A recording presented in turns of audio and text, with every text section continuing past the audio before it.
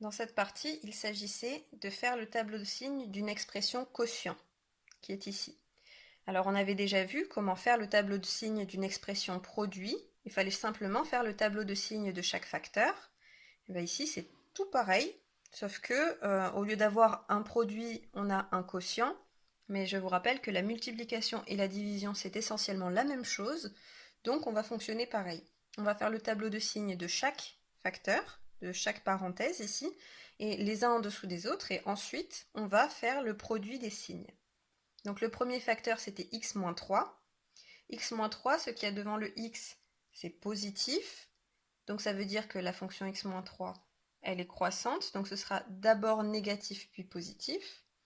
Et il faut ensuite trouver à quel moment x-3 s'annule. Alors là, dans le tableau, je vous avais déjà rempli les racines. Il suffisait d'identifier la bonne. x-3, ça vaut 0 quand x vaut 3.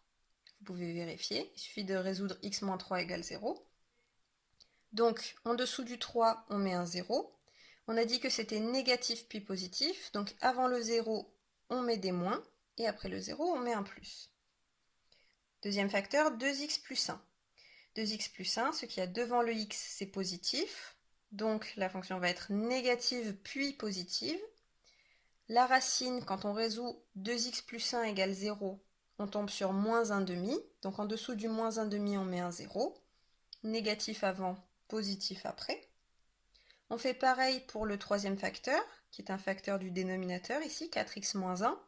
Devant le x, c'est positif, donc ça va être négatif puis positif. 4x moins 1, ça s'annule quand x vaut un quart. Si on résout 4x moins 1 égale 0, on trouve un quart. Donc on met un 0 en dessous du 1 quart, négatif avant, positif après. Et le dernier facteur, c'est moins 2 moins x. Là, devant le x, il y a un moins, c'est négatif. Donc ça va être positif avant, négatif après. Moins 2 moins x égale 0. Quand on résout, ça nous donne x égale moins 2. Donc on met un 0 en dessous du moins 2. Positif avant, négatif après. Et maintenant, il nous suffit de faire le produit des signes colonne par colonne.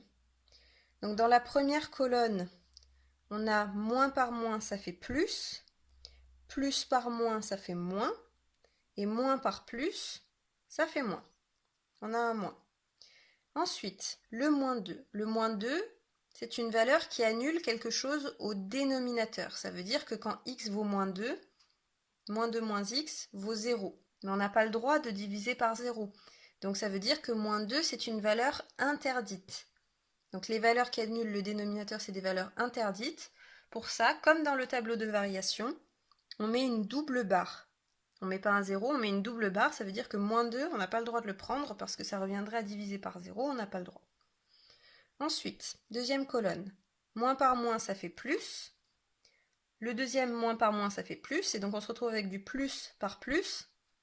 Ça fait plus. Moins 1 demi, c'est une valeur qui annule le numérateur. On a le droit de le prendre, donc on met un 0. Ensuite, moins par plus, ça fait moins. Moins par moins, ça fait plus. Donc on se retrouve par moins par plus. Ça fait moins. Un quart, c'est la valeur qui annule le dénominateur. On n'a pas le droit de le prendre. Donc, valeur interdite, on met une double barre. Ici, moins par plus, ça fait moins. Par plus, ça fait toujours moins.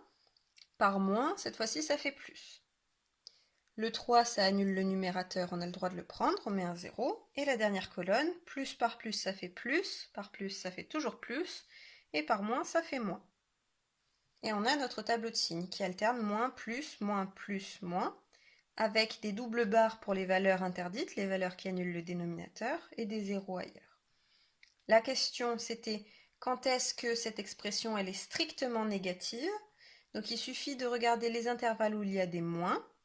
Ça concerne l'intervalle ici moins l'infini moins 2, l'intervalle moins 1 demi 1 quart, et l'intervalle 3 plus l'infini. Donc on écrit ces trois intervalles et on met des unions au milieu pour dire qu'on compte les trois intervalles.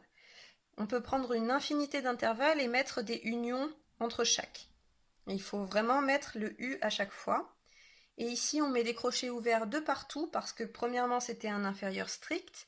Et deuxièmement, il faut bien penser à mettre des crochets ouverts aux valeurs interdites ici parce qu'on n'a pas le droit de les prendre.